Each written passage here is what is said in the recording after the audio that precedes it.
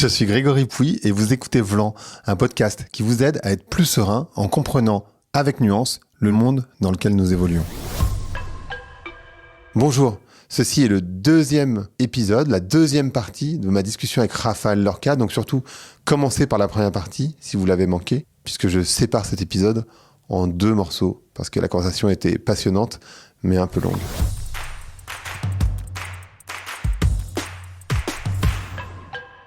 Pour parler de l'immigration, donc, on a dit tout à l'heure qu'un des points, c'était sans doute une immigration qui soit contrôlée, ou en tout cas qu'on ait la sensation que l'État fasse son travail. Un deuxième point, toi, tu fais référence au descenseur social, des sociologues Mergier et Guibert. Donc, en fait, on parle beaucoup de l'ascenseur social, et toi et eux, donc, parlent de descenseur social. Est-ce que une des raisons pour lesquelles les Français sont autant en colère, c'est pas simplement ce que décrit Esther Duflo comme l'effondrement des classes moyennes et des classes populaires, et que même si la redistribution, elle fonctionne en France plus que dans les autres pays, en fait, moi, ce que j'observe, et j'ai pas trouvé quelqu'un qui me l'explique, et même, enfin, j'ai reçu Esther Duflo, mais il n'y a pas de nom, j'ai l'impression j'arrive pas à le définir, mais de cet écrasement par les ultra riches. En fait, moi, ce que j'observe, et je vais le dire avec mes mots, c'est que il y a des ultra riches mondialisés, qui écrasent complètement toutes les autres sphères. Donc, nous, en France, on a tendance à se concentrer sur les 1%, mais moi, ce que j'observe, parce que j'en connais plein des 1%, voire j'en fais partie, et je vois bien que c'est des gens qui voyagent en éco, qui vivent dans 70 mètres carrés à Paris. Enfin, il n'y a pas de quoi se taper sur le ventre, quoi. Je veux dire, ils payent énormément d'impôts. Enfin, je veux dire, être dans les 1%, je crois que c'est 7 500 € par mois, ce qui est énormément d'argent, hein. Je remets pas ça en question, mais en tout cas, c'est pas des modes de vie de folie, quoi. On n'est pas sur les faces, on n'est pas sur les châteaux, on n'est pas en Ferrari, quoi. Mais par contre, il y a ces personnes qui existent, qui sont globalisées, donc des Qataris, des Chinois, des Américains, etc., etc., et qui écrasent complètement l'intégralité de la population. Et donc, il y a plein de chiffres qui tournent, évidemment, en particulier liés à l'héritage, mais tu vois, le fait que la différence entre les deux salaires, entre le SMICAR et le patron du CAC 40 a été multiplié par 10, donc c'était 40 dans les années 70, aujourd'hui c'est 450. Le fait que aujourd'hui, quand t'es caissière ou quand t'es ouvrier XY, tu peux plus t'acheter un appartement, tu peux plus vraiment vivre. En fait, c'est quasiment plus possible. Il y a un déclassement social. Dans un de tes papiers, j'ai lu cette idée de cette personne qui allait chez Carrefour et qui d'un coup se retrouvait dans un supermarché entre guillemets de seconde zone, je sais plus si c'était Lidl ou lequel, et se disait mais voyez, j'ai été déclassé. Et donc il y a ce sentiment un peu global de déclassement, donc de descendeur social, qui est très fort. Et ça participe aussi, je crois, à ce phénomène de se dire tout ça c'est la faute des pauvres. Alors que pour moi, le problème, il est complètement ailleurs. Ouais, c'est intéressant de porter la discussion sur cet aspect-là. Alors, le livre Le Descenseur social, il a quasiment 20 ans. Il date de 2006. Qui était un livre, je trouve, extrêmement précurseur, puisqu'il venait faire, à travers une cinquantaine d'entretiens individuels auprès de classes moyennes qui avaient le sentiment d'être paupérisées. Et en fait, l'un des arguments qui éclatait à la figure des deux auteurs, Mergier et Guibert, c'était de dire que, en fait, la consommation jouait un rôle extrêmement puissant dans le sentiment d'être un sujet à part entière. Et ils avaient conceptualisé cette idée que je trouve très forte, qui est l'idée du panier du sujet. Le panier du sujet, c'est un ensemble de biens et de services qui permettent à tout individu d'être considéré comme un individu à part entière, rattaché à la société. Et à l'époque, ça venait tordre le cou à cette idée, pour le coup de droite, qui consistait à dire mais pourquoi est-ce que ces gens au RSA continuent d'acheter des baskets Nike ? Pourquoi est-ce qu'ils s'achètent des téléphones portables ? Il n'y avait pas encore d'iPhone, on était en 2006. Bon. Et la réponse des deux sociologues, c'était de dire précisément, il existe un certain nombre de biens ou de services, en l'occurrence là ce sont des biens, qui permettent au sujet d'être rattaché au monde dans lequel il vit. ne pas avoir, alors peut-être que c'est moins le cas aujourd'hui dans les cours de récré, mais ne pas avoir dans les cours de récré la dernière paire de Nike, c'était au fond être disqualifié, relégué socialement. Ne pas avoir de téléphone portable, c'est être en incapacité de participer à des interactions ordinaires avec ses copains, avec sa famille, etc. Et donc être un peu plus exclu du monde. Bon, donc ça, c'était quelque chose d'intéressant sur cette idée de la consommation comme élément très important pour être considéré comme un individu encore attaché à la société. Après, ce que tu décris très bien, et t'as cité qui, pardon, Agathe Cagé, c'est ça? Non, j'ai cité Esther Duflo. Esther Duflo, pardon. Mais au fond, Agathe Cagé a écrit quelque chose de très proche. Elle a parlé, elle, de classe figée. Au fond, ce qu'on observe depuis sur des tendances lourdes, sur 20 ans, c'est qu'il y a effectivement un écrasement, une disparition de la classe moyenne. La classe moyenne, c'était cette classe dans laquelle, au fond, 2 Français sur 3 se sentaient appartenir, qui est cette espèce de bloc central, puissant, qui partage les mêmes consommations, qui partage la même aspiration à la tranquillité, à la stabilité, au confort, et qui, au fond, et donc ça avait des répercussions démocratiques. C'est-à-dire qu'au fond, on ne votait pas aux extrêmes. Quand on était membre de la classe moyenne, on ne votait pas dans les extrêmes. Bon. Il y a ce qu'on observe depuis 20 ans, c'est qu'il y a d'une part ce que Jérôme Fourquet a appelé il y a quelques années la sécession des riches. C'est-à-dire qu'il y a une classe sociale favorisée qui vit de moins en moins dans le même monde que le reste des Français. Et ça se voit dans le choix d'allocation de ressources, dans le choix de où est-ce qu'on va en vacances, où est-ce qu'on habite, où est-ce qu'on met nos enfants, dans les mêmes écoles ou pas, etc., etc., etc. Donc ce que lui a appelé la sécession des riches. Et de l'autre, une paupérisation croissante de la société qui se sent de moins en moins appartenir à cette classe moyenne qui n'était pas obligée de compter ses sous dès le 15 du mois. Il y a des stats qui sont quand même hallucinantes. Il y a une grande étude de l'IFOP que j'avais trouvée très, très intéressante. Il y a 53% des Français qui disent renoncer très souvent ou souvent à des actes de consommation pour des raisons de pouvoir d'achat. Donc ça, c'est plus d'un Français sur 2 qui dit en fait, ça m'arrive très souvent ou souvent. La proportion de Français qui ne va jamais au restaurant, j'adore cette stat, en 15 ans, elle est passée de 8 à 23% de la population. Ça, je trouve que c'est un stat qui est énorme. C'est-à-dire que le restaurant, c'était au fond ce petit extra qu'on s'autorisait, rarement seul, plutôt en famille, ou en couple, ou en amis, ou au fond, on va au resto, on fait pas la bouffe, on fait pas la vaisselle, on débarrasse rien, on se fait plaisir. Bon, il y a plus d'un quart de la population, un peu moins d'un quart, 23% de la population, qui aujourd'hui dit je vais jamais au restaurant, je peux pas m'en sortir, je ne peux pas me l'offrir. Bon, donc ça, toutes les stats sur la paupérisation de la société française, elles sont omniprésentes. Et effectivement, ça a des répercussions politiques. Et moi, ce qui m'inquiète, c'est de constater que, encore une fois, et on retombe sur nos pattes, et c'est désolant, tous les chemins mènent à Rome, mènent à Berlin, 1936, mènent à l'extrême droite. C'est que l'extrême droite a parfaitement compris qu'il fallait mener la bataille sur la consommation. Moi, j'ai un exemple qui m'avait vraiment éclaté la figure. Lors de la dernière campagne présidentielle, lorsque Marine Le Pen cherche à se faire passer comme la candidate du pouvoir d'achat, qu'est-ce qu'elle fait? Elle le fait avec une mesure qui est, je trouve, extrêmement habile, qui consiste à dire, moi, président de la République, je supprime la TVA sur, je cite, un panier de produits de première nécessité. Ce faisant, quand elle parle de panier de première nécessité, en fait, elle parle la langue de la grande distrib. C'est du Leclerc, c'est du Auchan, c'est du Carrefour, c'est de l'Intermarché. On comprend immédiatement ce dont elle veut parler. Ça va pas faire référence. Puisque tous les week-ends, on a dans nos hypermarchés la même langue. Les paniers de prix bloqués, les paniers de première nécessité, etc. Donc, j'avais trouvé que cette façon de faire du consumérisme politique, c'est-à-dire piocher dans le registre de la consommation pour porter une politique publique, c'était quelque chose qui était extrêmement habile, quoi. Donc effectivement, l'extrême droite a compris qu'il fallait parfois passer par la consommation et son imaginaire pour peut-être s'adresser à des populations qui seraient les plus dépolitisées ou qui ne répondraient pas aux arguments politiques traditionnels qu'on entend habituellement, quoi. Mais d'ailleurs, il parle plus vraiment aux citoyens, il parle plutôt aux consommateurs aujourd'hui. De plus en plus. Et ça va avec ce qu'on disait tout à l'heure, c'est-à-dire qu'il y a un tel mouvement de dépolitisation, il y a un reflux, en fait, toutes les études le montrent, hein, on regarde moins la télé, on regarde moins les infos, on s'intéresse de moins en moins au débat politique.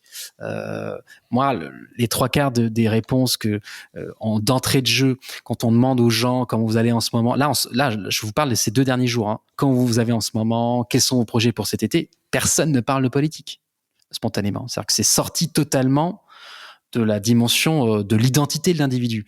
On a souvent dit la France est un peuple politique. C'est un mythe tenace qui nous vient du XVIIIe siècle. Quand les grands philosophes venaient en France au XVIIIe siècle, ils étaient stupéfaits parce que dans les champs, dans les cafés, dans les bourgs, les gens parlaient politique. C'est-à-dire y compris les petites gens. Ceux qui savaient peut-être même pas lire et écrire, ils avaient un avis sur ce qui était en train d'être mis en place dans le gouvernement. Bon, par le gouvernement de l'époque, et en l'occurrence par l'ancien régime. Les grands philosophes qui viendraient nous rendre visite, en fait, ils seraient plutôt stupéfaits de constater que la politique a totalement disparu du champ des conversations ordinaires. Et là, je vous parle, et là, je me fais moi-même la critique, hein, hors de nos bulles à nous, c'est-à-dire hors des bulles de gens diplômés, vivant dans les villes, etc., etc., etc. Hors de cette bulle-là, qui est en fait extrêmement minoritaire, la politique a de plus en plus disparu. D'où, et j'en terminerai par là, d'où cette espèce de compréhension de la part de l'extrême droite qui consiste à dire, si on s'adresse toujours aux citoyens politisés, en fait, les gens bouchent les oreilles, ils écoutent même plus. Ce qu'il faut faire, c'est passer par le consommateur. Et ce qui fait que, par exemple, sur l'écologie, le programme écologique de Marine Le Pen il y a quelques années, c'était le localisme. C'était une expression qui consistait à dire, nous, l'environnement, en fait, c'est le local. Bon, mais ça, c'était s'adresser aux citoyens politiques. Là, ce qu'elle fait, et ce que Bardella fait dans sa foulée, c'est de dire, nous autres gouvernements, quand on parle d'écologie, notre promesse, c'est de défendre le mode de vie de consommateurs dont le mode de vie serait mis en danger, et de mode de vie de classe moyenne, en s'emparant, par exemple, de la bagnole. C'est l'exemple parfait de l'outil ou de l'objet du consommateur qui est politisé. Pour le faire très court, et pardon, je vais un peu vite, mais pour le faire très court, la gauche et les écologistes cherchent à faire en sorte de faire une transition dans le type de véhicule vers plus électrique, en durcissant les normes, ce qu'on appelle dans les zones à faible émission, faire en sorte d'interdire l'accès dans les grandes villes à des véhicules très polluants, etc., qui posent tout un tas de problèmes sociaux par ailleurs. Bon, donc ça, c'est le programme de la gauche écologiste. De l'autre, on a l'extrême droite qui dit, mais attendez, nous, on est, je cite, des automobilistes militants.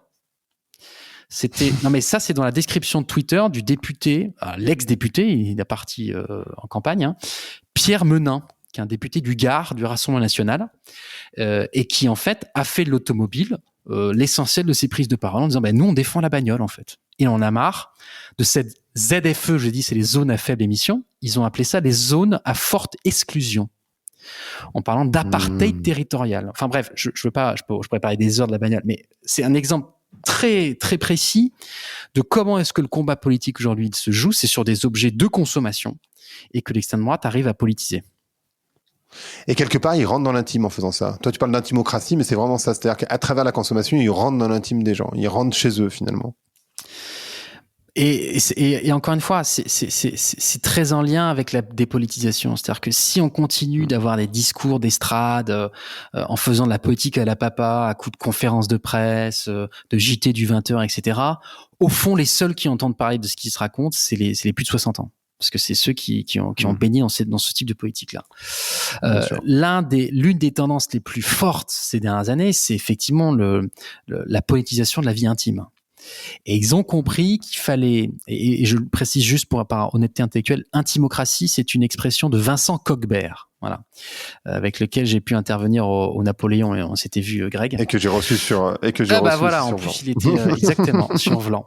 Et c'est Vincent Kochbert qui parle d'intimocratie. Il a fait un excellent livre sur le sur-mesure et sur la société du sur-mesure. Bon, et l'intimocratie pour lui, c'est le pouvoir de l'intime. C'est le fait de dire que ce qui intéresse maintenant, la clé d'entrée pour avoir des conditions d'écoute de la part des gens, c'est pas parler politique publique ou relations internationales de façon très macro, très éloignée. C'est au contraire d'aller à hauteur d'homme ou de femme de parler de ce qui se passe au quotidien au plus près des gens. Voilà. Et donc c'est ça l'intimocratie. Et donc on peut le déplorer.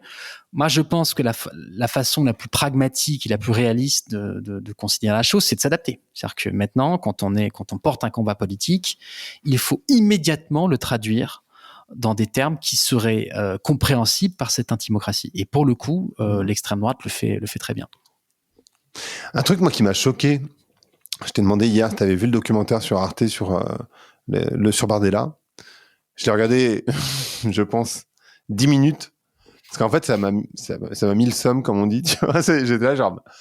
En fait, je voyais tous ces jeunes, tu vois, plein de vitalité, beaux, divers, pas forcément dans leur couleur, mais en tout cas divers dans leur appartenance, etc. Aller à un rassemblement pour le Rassemblement national. Et c'est choquant. Et c'est là où... Parce que quand on est entre... Parisiens, éduqués, etc., on se dit, bah, attends, mais quand même, ça va jamais passer. Quand on reste sur les réseaux sociaux, dans notre petite bulle, on se dit, bah, franchement, là, il y a vraiment une remontée du Front populaire, etc. Mais quand tu vois ce documentaire, ou en tout cas pour ce que j'en ai vu, parce que j'avoue que ça m'a mis tellement mal que j'ai pas accepté de le regarder jusqu'au bout, c'est là où on se rend compte de la puissance du Rassemblement national. Et c'est vrai que l'imaginaire, il y a encore 20 ans, du militant extrême droite, c'était un skinhead, comme on voit parfois dans les rues d'ailleurs à Lyon ou à Paris des manifestations extrémistes. Mais la réalité des gens qui vont voter l'extrême droite, c'est quasiment du pujadisme, c'est-à-dire c'est les petits commerçants, c'est les jeunes, c'est les femmes qui ont joué un rôle énorme. Je sais plus où j'ai vu la stat, mais qui disait que finalement, ce qui fait la grosse différence du scrutin aujourd'hui du Rassemblement national, c'est que les femmes aujourd'hui votent Rassemblement national, ce qui n'était pas le cas il y a quelques années. Au fond, mais c'est pour ça que c'est intéressant, tu parles d'imaginaire. On doit d'urgence réactualiser notre perception de ce qu'est l'extrême droite dans le pays. C'est plus des marges radicalisées de gens qui nous feraient peur, c'est notre voisin en fait. Non mais je veux dire, c'est ça la réalité, c'est qu'il y a, il y a une extrême droite. Voilà, donc c'est une extrême droite qui est devenue absolument ordinaire. Effectivement, l'une des caractéristiques marquantes de ce dernier scrutin en particulier, c'est que le gender gap, ce qu'on appelle le gender gap, c'est l'écart à la moyenne du vote des femmes. Historiquement, les femmes votaient beaucoup moins proportionnellement pour l'extrême droite. C'est-à-dire que il y avait souvent 10-15 points d'écart entre le vote en moyenne nationale de l'extrême droite et le vote des femmes. Là, il s'est totalement résorbé. Je crois que de mémoire, il est passé de 20 à 30%. Donc, il y a 30% des femmes qui votent extrême droite et sa moyenne nationale, c'était 31 égale. Donc, c'est-à-dire que le gender gap est quasiment réduit à néant. Bon. La jeunesse...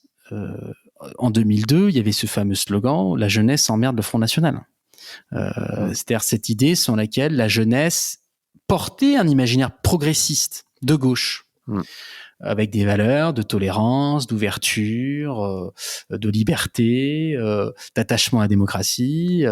Bon, aujourd'hui, une bonne partie de la jeunesse a fait totalement sécession de ça. Et là, si vous voulez, c'est pas juste ce scrutin-là, c'est le résultat de 20 ans de travail de sape.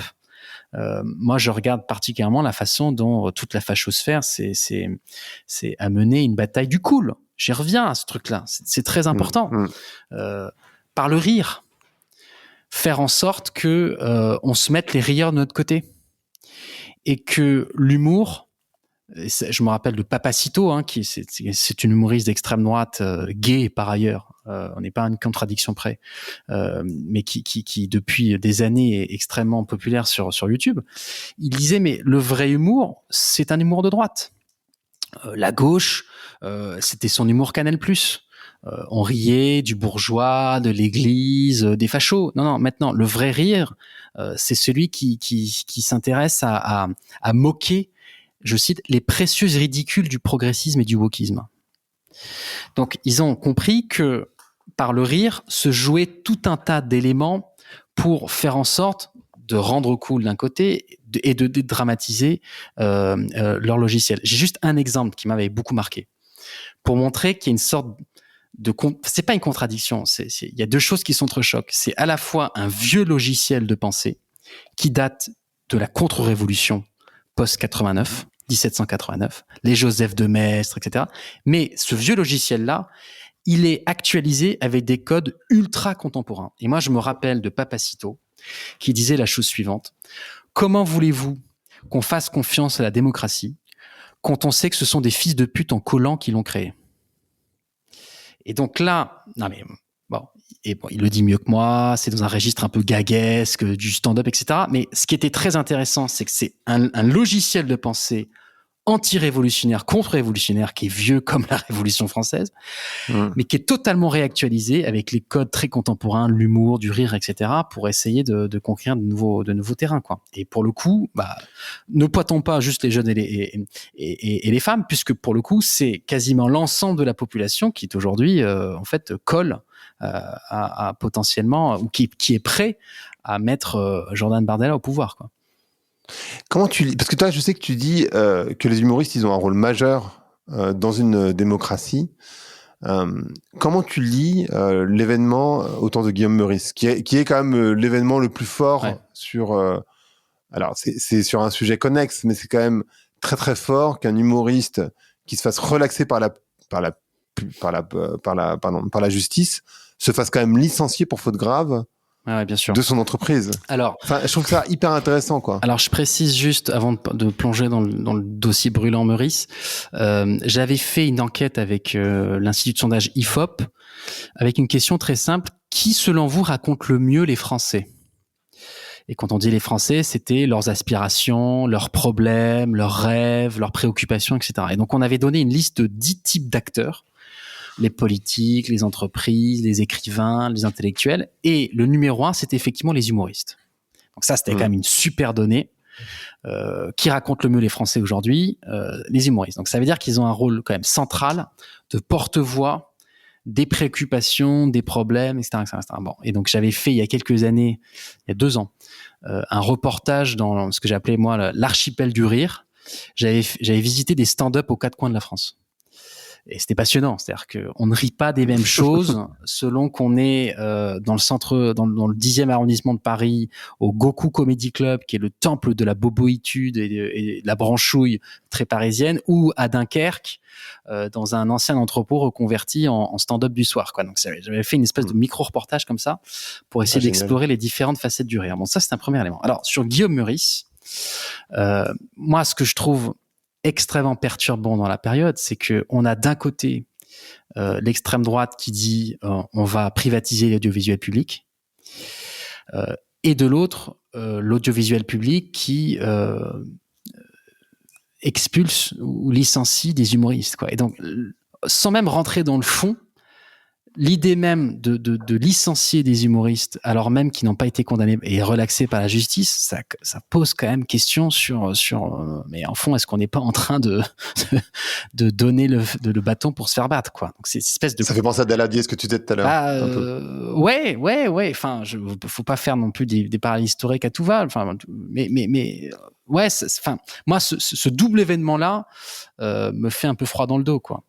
Alors après, moi, j'étais tombé sur un très long papier très intéressant de quelqu'un qui avait cherché à garder l'anonymat, précisément sur Guillaume Meurice. Et il disait, j'ai écouté attentivement ses émissions, et en fait, ce qui me frappe, c'est que il a capitalisé sur un humour de l'humiliation. Où au fond, et c'est vrai que ses chroniques étaient souvent basées sur... En fait, il se fout de la gueule des gens qu'il a au micro-trottoir. Oui, bien sûr. Oui, mais comme le faisait à l'époque Bigard, pas Bigard, comment il s'appelle? Lafesse, je crois. Ouais, alors oui, t'as raison. Mais les chroniques de Jean-Yves Lafesse, c'était quand même quelque chose, quoi. Pour ceux qui se souviennent. Ouais. Donc, enfin, et en fait, il y avait toute une réflexion de philosophie politique sur, mais qu'est-ce que ça raconte de la gauche, quand même, que l'on rit aussi ouvertement des petites gens qui peuvent dire un peu n'importe quoi. Et donc lui, il avait en fait traduit tout ça par une sorte de mépris de classe énorme, et qui est au fond, et il avait tenté cette interprétation, alors je la fais pas forcément mienne, mais je trouve que l'exercice de réflexion était intéressant. Il y avait un côté un peu fascisant là-dedans, c'est-à-dire qu'au fond, on réduit les petites gens à des entités un peu ridicules dont on peut se foutre, alors que précisément quand on est de gauche, en principe, voilà, on respecte et on apporte de la dignité et du respect à son interlocuteur. Enfin, tout ça pour dire que c'est pas du tout pour ça qu'il s'est fait licencier, et c'est pas forcément pour cette raison-là du tout qu'il a eu tous ces problèmes. Bon, oui, le cas Meurice, ouais, il est par ailleurs emblématique de cette espèce d'énorme fracture post-7 octobre. Et là, on retombe sur nos pattes des législatives. Il s'est passé quelque chose à gauche qui est certainement encore plus profond que que le 11 septembre en 2001. C'est-à-dire que là, il s'est passé un événement où d'un coup, on a vu des recompositions idéologiques qui faisaient fi de tout ce qu'on avait vu jusqu'à présent. Et donc, pourquoi est-ce que j'en parle par rapport aux législatives ? Parce que dans Mecali, des électeurs pas forcément politisés, on leur dit, mais et du coup, un face-à-face RN, Nouveau Front Populaire, vous votez pour qui ? Et ils disent, attendez, moi, pour des raisons d'antisémitisme et de lutte contre l'antisémitisme, je peux pas voter pour LFI. Ah bon, mais si c'est un candidat PS, fou, non mais en fait, ça compte. Donc, enfin, on n'a pas encore, à mon avis, pris conscience de la déflagration et des conséquences du 7 octobre sur le positionnement politique très concret des gens qui va devoir se faire dans 10 jours, quoi. Et donc c'est très compliqué. Là, je me cache derrière la perception de gens que j'écoute et que j'interviewe. En fait, ça va compter et certainement qu'on va profondément regretter les outrances qu'on a pu voir ci et là. Mais alors, la question que je me pose quand même, c'est comment on arrive dans une situation où, d'un côté, on a des individus qui ont des prises de parole antisionistes, peut-être pas antisémites, mais en tout cas antisionistes, à gauche, et on associe tout le parti, voire un rassemblement de partis, à ces quelques personnes qui ont des positions antisionistes, versus un parti qui est profondément antisémite, et en disant, bah ouais, non, en fait, je peux pas. C'est quand même fou de se dire, c'est très étrange. C'est-à-dire qu'il y a quelques personnes qui sont antisionistes, je pense clairement, voire il y a de l'antisémitisme à gauche, mais il y en a. Je pense que la culture française, historiquement, elle est un peu antisémite, donc en fait, il est un peu disséminé partout cet antisémitisme. Et je crois que l'un des principaux problèmes, c'est de pas vouloir reconnaître le racisme ou l'antisémitisme à l'intérieur de soi. Et moi, je trouve que c'est totalement OK de se dire oui, de faire un petit examen de conscience et de se dire bah ouais, en fait, j'observe, j'ai des biais. Et c'est OK d'avoir des biais parce que c'est notre culture, donc on a été éduqués comme ça. Bon ben voilà, l'important c'est de le reconnaître. Et bien sûr qu'à gauche, il y a des gens qui sont sans doute antisémites ou en tout cas qui sont antisionistes, ça c'est une évidence. Et effectivement, il y a eu quelques personnes qui ont eu des sorties vraiment très problématiques sur ce sujet. Mais d'associer tout un parti, donc je parle de LFI, puis d'associer l'intégralité du Front Populaire, et je me demande dans quelle mesure, pour revenir au sujet du tout début, le gouvernement, il joue pas là-dessus, parce que j'ai entendu, comment elle s'appelle, la ministre de la Culture, Rachida Dati, parler de l'extrême gauche antisémite sur France Inter. Et alors je me dis, mais c'est quoi la responsabilité d'une responsable politique comme Rachida Dati de parler de l'extrême gauche déjà, parce que alors que c'est pas l'extrême gauche, on l'a vu. Donc encore une fois, décision de justice, c'est de la gauche. Même LFI, c'est de la gauche, c'est pas d'extrême gauche. De parler d'antisémite alors qu'en fait c'est d'antisionisme. De quelques personnes, donc pas l'intégralité du parti. Enfin, tu vois ce que je veux dire ? Je vois très bien. Et ça, je trouve ça très problématique aussi, en fait. Ah bah ça, on est d'accord. Alors juste une réflexion qui me vient en t'écoutant.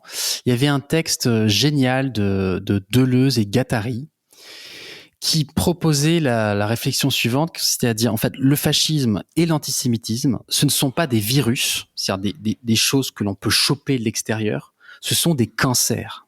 C'est-à-dire que ça vient toujours d'une partie de soi qui potentiellement peut développer ou peut ne pas développer telle ou telle disposition.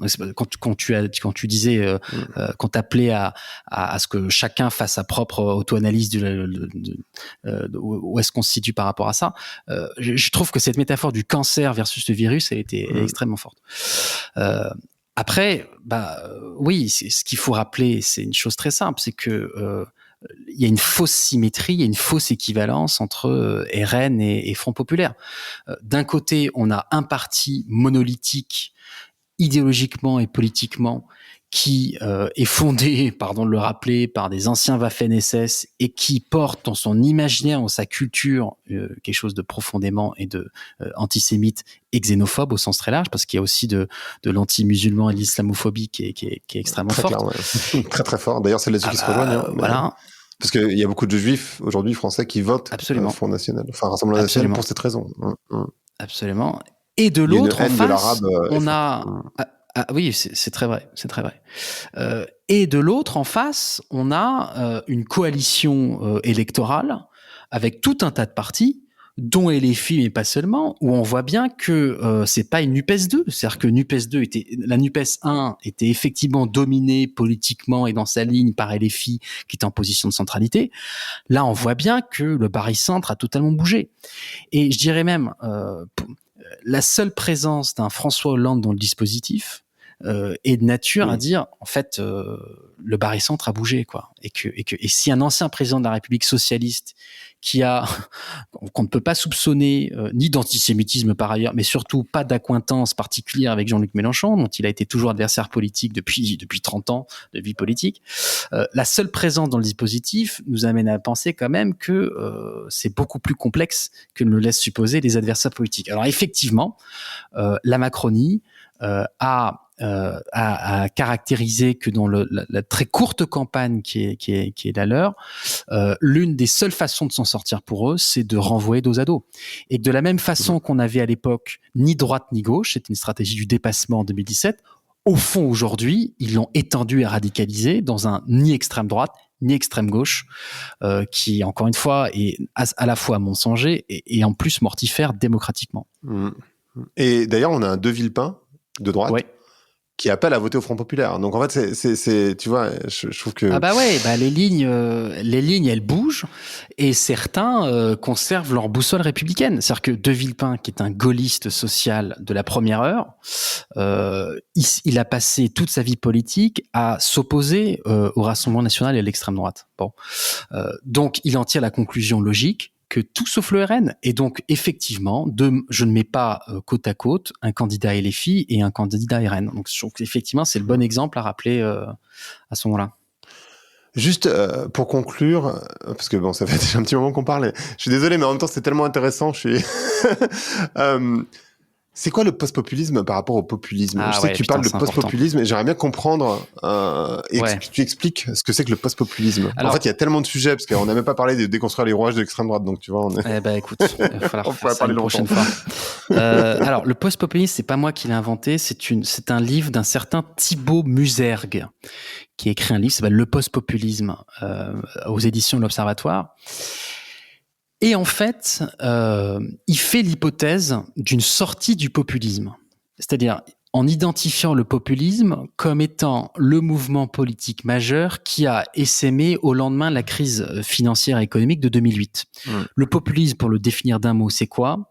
C'est une doctrine politique qui consiste à non pas opposer la population ou diviser la population entre droite et gauche, c'est en établissant un antagonisme moral entre le peuple et l'élite. Ça veut dire quoi? Antagonisme, c'est-à-dire qu'il s'oppose, peuple versus élite, et moral, ça veut dire qu'il y a le peuple du côté du bien et les élites du côté du mal. Bon, ça, c'est la logique et la définition du populisme. Sur laquelle a prospéré l'extrême droite ces 15 dernières années. Jusqu'à même devenir parfois, dans la bouche de certains commentateurs, synonyme. L'extrême droite était nécessairement populiste. Marine Le Pen, dans ses campagnes présidentielles précédentes, elle avait un raisonnement populiste. Les élites mondialisées, le peuple, je ne suis pas de droite ni de gauche, elle le disait elle-même, ça aussi. Bon. L'émergence d'un Jordan Bardella est très intéressante parce que Jordan Bardella, il n'a pas ce vocabulaire-là. Il ne conspue pas l'élite, il cherche à l'attirer dans son sein. C'est extrêmement différent. Il va à HEC, par exemple. Il rencontre les grands patrons. Il dit Xavier Niel et Bernard Arnault sont une chance pour la France et sont des exemples pour toutes celles et ceux qui souhaitent réussir. Ce qui est quand même un déplacement idéologique total. C'est-à-dire que jamais Marine Le Pen, il y a quelques années, aurait osé vanter les mérites d'une élite économique, mondialisée, financiarisée, etc. Bon. D'où cette hypothèse d'une reconfiguration de l'extrême droite dans une version post-populiste. Ça ne veut pas dire qu'elle est moins dangereuse, ça veut dire qu'elle a peut-être au moins en partie mais en partie seulement, parce qu'en fait, il y a beaucoup de gens au RN qui sont restés de bons et loyaux populistes classiques.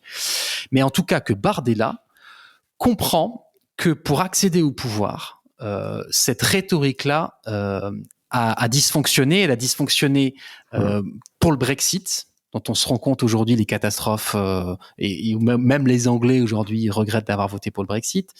Il y a l'Ukraine et la Russie quand même. C'est-à-dire que le populisme était historiquement pro-Poutine. C'est-à-dire la fascination pour le chef très vertical, très descendant, etc. On voit bien comment aujourd'hui Poutine est en train d'écraser une partie du peuple ukrainien. Et dernièrement, le Covid. C'est-à-dire que le populisme consistait à dire pendant le Covid, oulala, les bonnes solutions, ce sont pas les big tech et les big labos, c'est en fait des solutions miracles portées par des figures comme Didier Raoult, etc. Bon, on s'est rendu compte de la catastrophe sanitaire que c'était. Donc pour ces trois raisons-là, il y a une forme de discréditation, décrédibilisation du populisme. Et donc Jordan Bardella, pour moi, c'est peut-être la première figure d'extrême droite post-populiste, mais à la manière d'une Giorgia Meloni en Italie, c'est-à-dire qu'il comprend que pour peut-être pour conquérir d'une part et exercer le pouvoir sur une longue durée, pour inscrire durablement l'extrême droite au pouvoir, il lui faut une partie d'élite, ne serait-ce que pour faire tourner la machine de l'État, qui nécessite plusieurs centaines, plusieurs milliers de fonctionnaires acquis à la cause. Donc ça, je trouve que cette théorie du post-populisme, elle est importante à intégrer. Encore une fois, non pas pour minimiser en disant oula, dormez tranquille, braves gens, l'extrême droite n'est plus populiste. Non, c'est simplement pour viser juste. Parce que pour taper l'extrême droite, si on tape sur un raisonnement anti-populiste contre Bardella, on tape à côté. Voilà. Donc il faut recalibrer et il faut trouver d'autres arguments. Et derrière, on arrive à cette phrase où t'as Bardella qui te dit « Je suis le candidat de la raison face aux extrêmes ». C'est quand même, c'est quand même génial. Il comprend qu'il faut renverser le stigmate. Et faire en sorte, et d'ailleurs c'est une vidéo de Quotidien l'avait parfaitement montré, où Bardella reprend les mimiques et les expressions dans son débat face à Valérie hier, la tête de liste macroniste aux européennes. Il reprenait les mimiques et les éléments de discours de Macron face à Le Pen.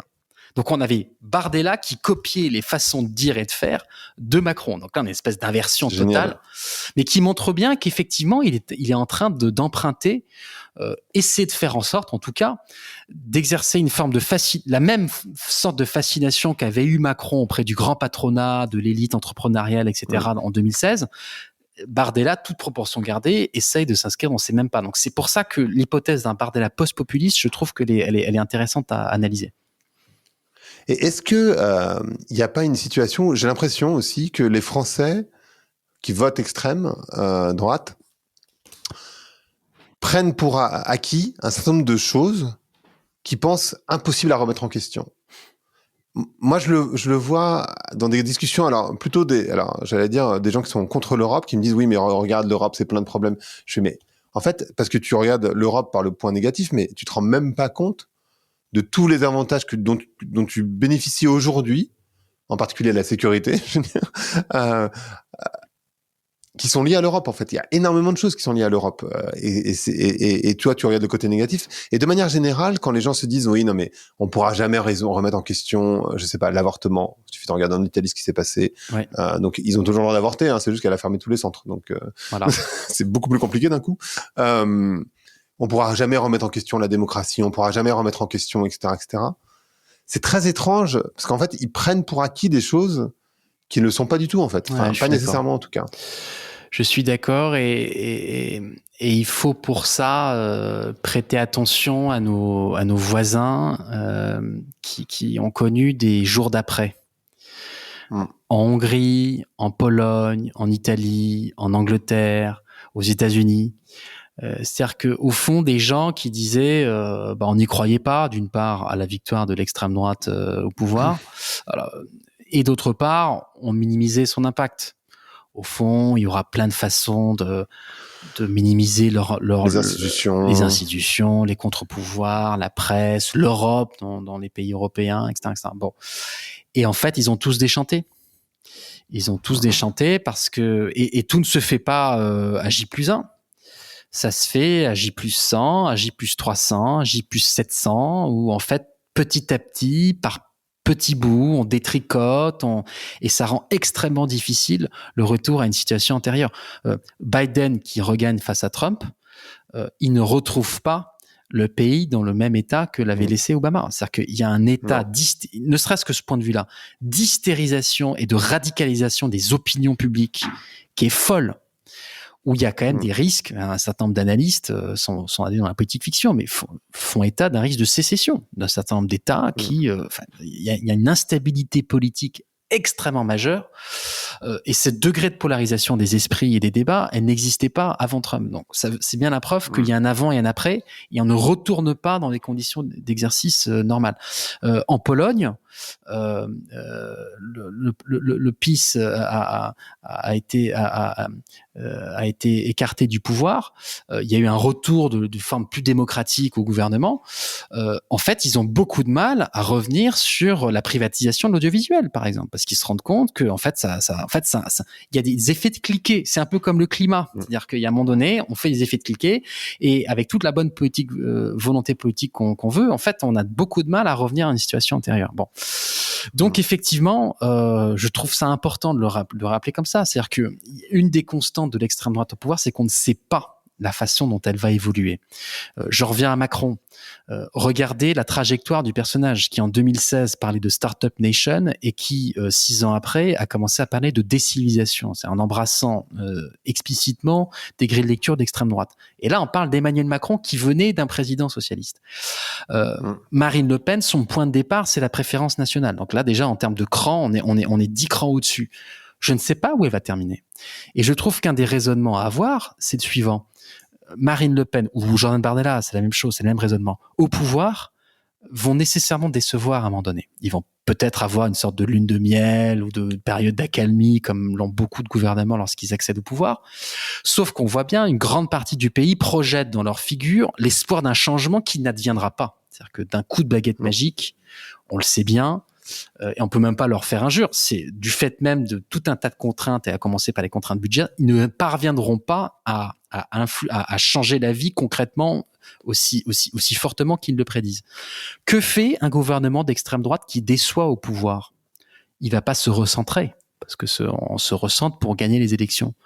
Un gouvernement d'extrême droite au pouvoir, il va se durcir. Il se durcit. Et qu'est-ce qu'il fait en durcissant ? Il va trouver des boucs émissaires. Et donc moi je crois que ce qu'on a le plus à craindre, c'est au lendemain des premières déceptions, y compris sondagières ou de popularité d'un gouvernement d'extrême droite installé à Matignon ou à l'Élysée, qui va se durcir et se tourner vers ceux qui jusqu'à présent ils tenaient précieusement à l'écart, à savoir Reconquête, à savoir Zemmour, avec des propositions beaucoup plus radicales, beaucoup plus inquiétantes, beaucoup plus anticonstitutionnelles. Et moi, c'est ça que je crains. C'est qu'effectivement, un gouvernement d'extrême droite qui déçoit, il se durcit, et j'ai pas hâte de voir ce que ça donnera. Donc, si on peut l'éviter, essayons de le faire. Voilà. Merci beaucoup, Raphaël. Passionnant, vraiment. Le podcast s'appelle Vlan. J'aimerais savoir à quoi tu veux ouvrir et où claquer la porte. Moi, j'aimerais bien claquer la porte à l'idée d'une accession de l'extrême droite au pouvoir. Voilà, c'est ça que j'aimerais raconter. C'est-à-dire que moi, il y a tous les signaux qui sont extrêmement, tous les clignotants sont au rouge, et on a du mal à trouver des voies d'espoir dans la période, sincèrement. Moi, j'ai cette pièce de Bertolt Brecht que j'ai en tête et que je trouve très juste, qui s'intitule La résistible ascension d'Arthur au Rui. Qui est une pièce qui vient en fait mimer l'accession du pouvoir d'Hitler en Allemagne, mais dans le milieu des marchands de légumes à New York. C'est Arthur Horry. Et il appelle, non pas l'irrésistible ascension, parce que c'est souvent ce dont on a le sentiment, il appelle par exemple la résistible ascension, en mettant en valeur tous les points où précisément ça aurait pu ne pas advenir comme ça. Là, on n'a pas 36 épisodes devant nous avant la potentielle accession au pouvoir de l'extrême droite, mais il en reste quelques-uns quand même. Je persiste à penser, une partie d'optimisme de mon côté, en tout cas d'optimisme de la volonté, qui persiste à penser qu'elle est encore résistible, qu'elle n'est pas aussi inéluctable qu'on le dit souvent. Il y a encore des élections, tout n'est pas gagné, et donc c'est un peu avec ce petit espèce de micro-mot d'espoir, j'aimerais terminer notre discussion, quoi. Parfait. Merci beaucoup, Raphaël. Merci, Greg. C'était super. Merci d'avoir écouté Vlan. Si vous avez aimé l'émission, n'hésitez pas à mettre des étoiles sur vos plateformes de podcast préférées. Vous pouvez aussi partager l'épisode sur vos réseaux sociaux, Instagram Stories, Facebook, LinkedIn, où vous voulez. Je suis Grégory Pouy. Vous pouvez me retrouver sur l'intégralité des plateformes sous le nom Greg from Paris. Si vous avez des idées pour des invités, si vous avez des commentaires, n'hésitez surtout pas à m'envoyer un message. Allez, merci et à bientôt.